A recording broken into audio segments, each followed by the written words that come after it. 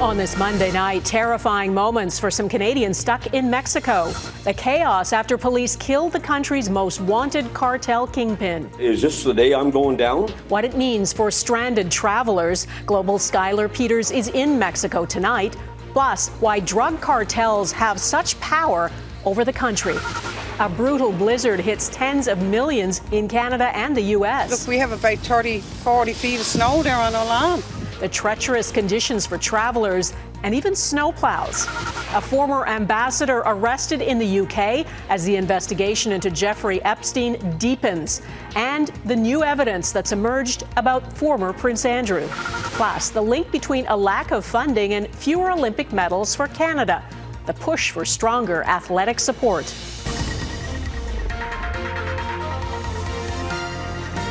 Global National with Donna Friesen. Good evening and thanks for joining us. Thousands of Canadians are still stranded in Mexico after a wave of violence. It was triggered by the death of this man, known as El Mencho, leader of what's become Mexico's most powerful criminal organization, the Jalisco New Generation Cartel. Mexican authorities say at least 73 people, including security forces, were killed in the shootout trying to capture him. The cartel responded by burning vehicles and blocking roads in 20 Mexican states. Today, Mexico's president tried to calm fears, claiming the country is at peace. Hay más tranquilidad y hay gobierno, hay fuerzas armadas, hay gabinete de seguridad y hay mucha coordinación. But there is still deep concern. Canadians are advised to avoid travel to Mexico, and multiple airlines have suspended flights. Global Skylar Peters is on vacation in Mexico, and he begins our coverage tonight. Well, Donna, our own bags were packed, and we were just hours away from heading to the airport when we first heard of the violence erupting all around us in the state of Jalisco on Sunday morning. And watching it from a locked condo complex was concerning enough, but it pales in comparison to what those already in the Puerto Vallarta airport experienced. They say it was some of the scariest moments of their lives. It was just a fright that you go, is this the day I'm going down? Ron Ryan and his wife were caught in the chaos as hundreds rushed for safety within the airport. Their plane arriving from Winnipeg was less than an hour away. I'm standing there waiting to make an order in the restaurant, and I hit the ground. And when people were screaming, it's something you see in a movie. After a night sleeping on the airport floor, the Ryans are back in a hotel. Are we here 1 night, 2 nights, 3 nights? We don't have a clue. Air Canada and WestJet canceled all flights to and from the area on Monday. Experts say it's now a waiting game. The backlog will just keep growing depending on how long the flights are suspended. So my gut says that the airlines will do that with whatever aircraft they have available at their disposal. They will put them into Puerto Vallarta to get people. The scars from Sunday are still present, but the area is slowly returning to normal. Some stores and restaurants reopened Monday, helping out hundreds of hungry travelers like Ryan and Jen LeBreau. Yeah, there's lots of people walking around. The guys in the grocery store that were working, they said everything should be back to normal at this point, so I think everything's calming down. And although mostly confined to resorts and condo buildings, visitors are trying to make the most of it. At least we can say we were here when it did happen.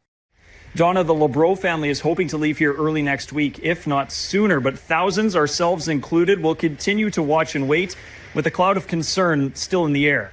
All right, Skylar Peters near Puerto Vallarta, Mexico. Thanks. The Canadian government is attempting to provide some clarity for stranded Canadians. Thousands of people have registered with Global Affairs since the violence erupted yesterday. Jillian Piper is following Canada's response for us tonight. We have no idea what to expect or what's to come in the next few days.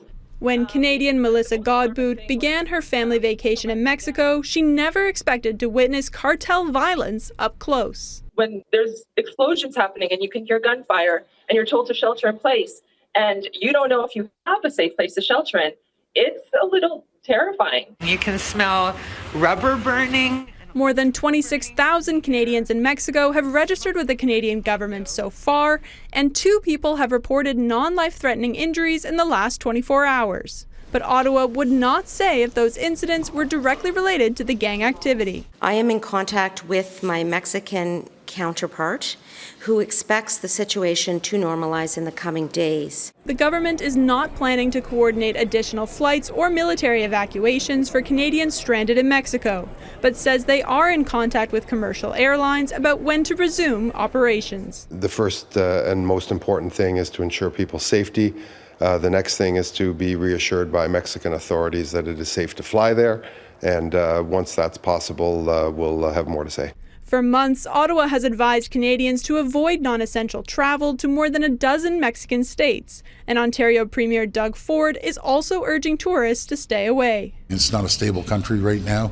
Don't go there, and maybe pick an island somewhere or here in Canada. But some Canadians are still heading south. We're not worried about it, but we're thinking about it. But hopefully with 49,000 other people down there, we'll be okay. Anxious and nervous. I'm hoping that it doesn't, spill over. We're going to Mexico, but we're not even near Puerto Vallarta. Yeah, no.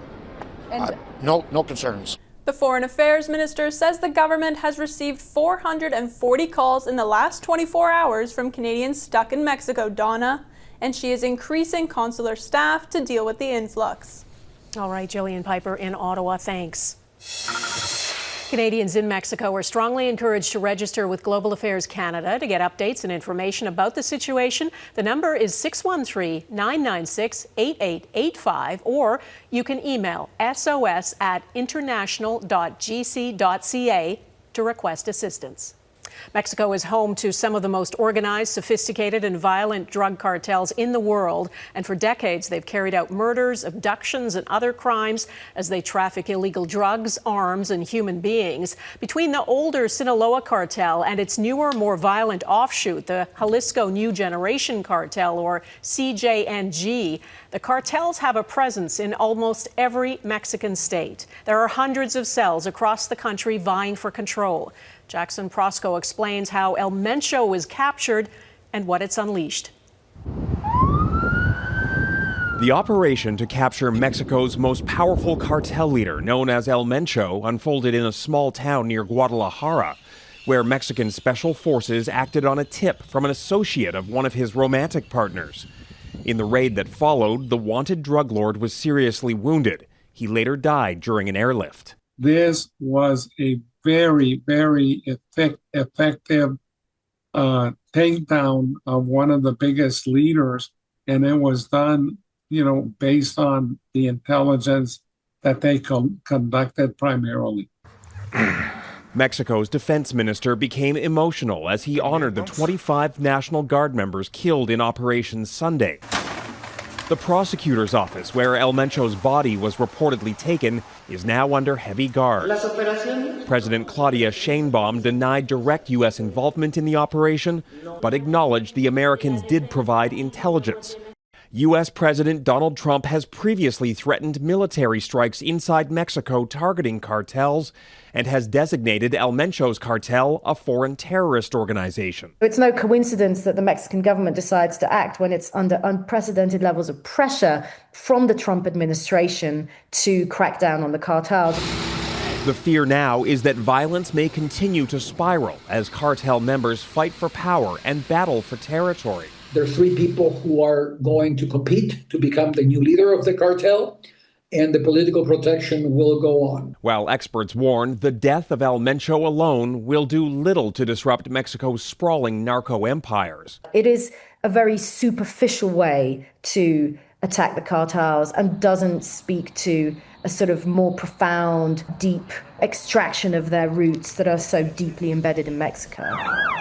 Facing unprecedented violence, it's now a question of whether Mexican officials want to go deeper or if the cartels are too rich and too powerful to truly be disrupted. Jackson Prosco, Global News, Washington. Tens of millions of people in the U.S. are caught in a powerful winter storm. There's so much snow, widespread travel bans were put in place, including for New York City. And winter storm warnings are in place for parts of Atlantic Canada, too. Heidi Petracek reports on the fierce weather. Winter walloped the eastern United States. More than 40 million people under blizzard warnings Monday, some calling it the biggest winter storm in nearly a decade. We beg and ask everybody to stay off of the roads. 8 governors declared states of emergency, up to 30 centimeters of snow falling in some areas, too much for this plow in Rhode Island. High winds toppled trees in Massachusetts and sent a branch into a plow, narrowly missing the operator. Oh, it's hot. New York City officials banned non-essential travel for part of Monday. These are dangerous conditions. Not only is snow continuing to fall, accumulated snowfall and refreezing have made it hazardous to travel. The snowstorm triggering a cascade of cancellations throughout the country and beyond. You can't really change the circumstances that you're in. That storm made its way to the Maritimes Monday afternoon. Municipal offices closed in Halifax, schools throughout the region dismissed early as roads quickly became treacherous. It's probably going to be pretty slick out there. I'd definitely be cautious. More than 5,000 Nova Scotia Power customers lost electricity Monday afternoon. We have heavy, wet snow switching to rain in Halifax, but as you get back into some of that colder air in New Brunswick, this is all snow. More snow, exactly what residents of Newfoundland and Labrador don't want. Still shoveling out from their second major storm in less than a week. Look, we have about 30, 40 feet of snow there on our lawn. The weekend blizzard brought the snowfall total in the town of Paradise to more than 140 centimeters. The city of St. John's assuring residents it's doing what it can to keep up. Hopefully the snow that is forecast for the night, maybe we'll win this one and it'll be less than what's forecasted. Newfoundland and Labrador is expected to see snow from this system, but it's not forecast to be as much as what fell there over the weekend. As for the Maritimes, there are high winds and heavy snow in the forecast into Tuesday, and that means there's already a long list of cancellations at airports throughout the region. Donna. All right, Heidi Petracek in Halifax, thanks. The Canadian government has summoned representatives from OpenAI to Ottawa tomorrow to discuss safety protocols in the aftermath of the deadly mass shooting in Tumbler Ridge, BC. The tech company confirmed the ChatGPT account of the person who killed 8 people in the small town was flagged by their systems and banned because of troubling posts. But no one from OpenAI contacted Canadian police. And we will have a sit-down meeting to have an explanation of their safety protocols and when they escalate and their thresholds of escalation to police. Canadians expect, first of all, that their children particularly are kept safe and that these organizations act in a responsible manner. The Minister of Artificial Intelligence and Digital Innovation would not say whether the federal government intends to regulate AI platforms such as ChatGPT, but says all options are on the table. There's more fallout from the American president escalating his trade war. The European Union is postponing a vote on its sweeping trade deal with the U.S. The EU says it needs full clarity on President Trump's new blanket tariffs before voting on the trade deal, which was made last summer. On Friday, Trump signed an executive order imposing a 10% global tariff, which he's now threatening to raise to 15% after the U.S. Supreme Court struck down his original worldwide tariff order from 2025. The EU will meet with G7 trade ministers for talks on trade uncertainty later this week. New accusations against the former Prince Andrew coming up, the claims being made about his time as a UK trade envoy.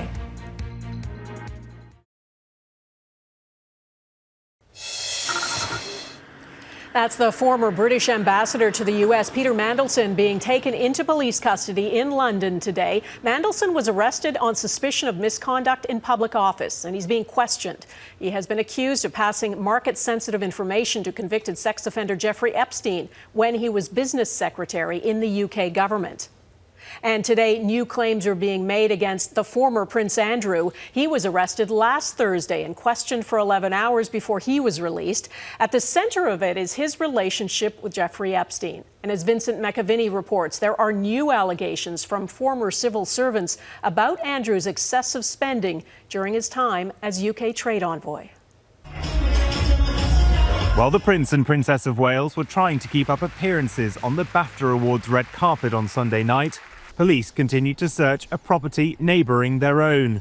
Royal Lodge, Andrew Mountbatten-Windsor's home for more than 20 years, was the site of police activity all weekend. The former Prince is back in his temporary accommodation on the King's Sandringham estate in Norfolk and has not been seen since his release from police custody on Thursday evening. That already iconic image of him being driven out of the station was hung by justice activists in the Louvre Museum in Paris on Sunday. It stayed up for 15 minutes before staff removed it. As multiple police investigations continue into his relationship with the convicted sex offender Jeffrey Epstein, new allegations have been made regarding Andrew's conduct as a UK trade envoy from 2001 to 2011. Former civil servants allege Andrew would regularly charge taxpayers for massages and excessive travel costs. It's also alleged that on multiple occasions, British embassies found hosting Andrew to have been more of a hindrance than a help in furthering British trade, with reports of him making offensive remarks, being rude and more interested in chasing after women. Andrew's biographer thinks King Charles may not be able to avoid the fallout if his brother is charged. I think he needs to come clean on what he knew, when he knew it, and what he did about it. Because if he's been covering this up, then I think his position will become very difficult. Australian Prime Minister Anthony Albanese has written to the British government, giving his support to special legislation altering the line of succession. Such a step would require agreement from all Commonwealth governments, including Canada, to remove Andrew as eighth in line to the throne. Andrew denies any wrongdoing, but with more allegations of impropriety, the crisis for the royal family deepens. Vincent McAviney, Global News, London. Queen Camilla met today with Giselle Pellicot. She is the French woman who waived her right to anonymity during the trial of her ex-husband, who for many years drugged her and allowed dozens of men he recruited online to rape her. Rather than be silent, Pellicot confronted the men in court and has been praised for her dignity and courage. Pellicot has released a memoir, which the Queen says left her speechless. Help wanted ahead, Alberta's remedy to recruit and retain doctors in that province.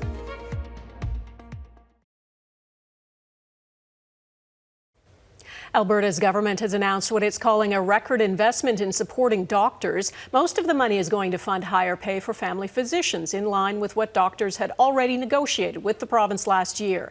The Premier claims that and other initiatives will attract more doctors, as Heather Yorks-West reports. Painkillers and paperwork isn't how Lorne McGlynn expected to spend his retired years. I had my Harley, belonged to all kinds of veteran groups. I sold my Harley, can't ride a bike. I had a horse, sold my horse 2 years ago. The 63-year-old lives with constant, debilitating pain. But after waiting 18 months for an MRI, he's been told the wait to see a specialist will now take another year. There's many days I don't want to wake up in the morning. Like, I'm done. I just feel like an old broken man. When it comes to doctors, I'm happy to announce that Alberta's government is also investing to hire many more of them. Most of Alberta's $7 billion pre-budget announcement in support of doctors reflects a higher fee-for-service model for family doctors negotiated by the Alberta Medical Association in 2024. But the province says the higher pay, combined with other recruitment initiatives, have seen benefits. The latest statistics from the College of Physicians and Surgeons show that we are gaining doctors in Alberta at a faster rate than population growth, which is a major win. Across the country, research by the Canadian Institute for Health Information has found that the number of Canadians without a family doctor has remained consistent for the past 3 years at about 20%, while the wait for specialized care, according to the Fraser Institute, has fallen slightly since 2024, from 30 weeks to 28.6 weeks, with only Ontario patients seeing wait times shorter than the national average. One of the reasons we're in the pickle we're in right now is that we stopped training enough physicians of either species, specialist or family doctor, at different times across Canada. Researcher Dr. Kathy Risden says virtually every province is now awake to the problem, but implementing solutions will take time, leaving patients like Lorne McGlynn with agonizing waits. Heather Yorks-West, Global News, Calgary. The cost of competing next. What's behind Canada's shrinking Olympic medal count?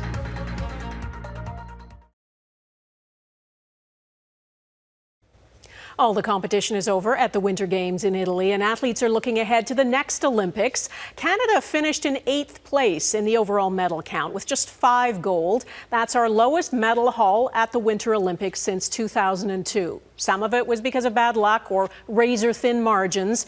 Though, as Eric Sorensen explains, Canada's Olympic Committee says it also has to do with federal investment in amateur sport. Through the ups and downs of every Olympics, there's always a burst of national pride. So proud of the team. proud of the way they came together and the whole nation rallied around them. Prime ministers never fail to seize on the positive association with the Maple Leaf at the Summer and Winter Games. But Olympic officials took aim at Prime Minister Carney after a requested $140 million increase in funding was turned down, and Canada had fewer podium finishes than hoped for. We've asked for a sliver of what other countries are giving to their Olympic programs. We need an increase in our core funding. It hasn't changed since 2005. In a statement, Sport Canada said the goal is broader than a medal count. Sport Canada is focused on sustainable excellence, inclusion, joy, and opportunity in sport for as many Canadians as possible. For several decades, Canada won very few Winter Olympic medals, even as host nation in Calgary in 1988. 0 gold and 5 total medals. Now that turned around completely by 2010 in Vancouver. 14 gold medals, the most ever, and 26 in total. But now, in 2026,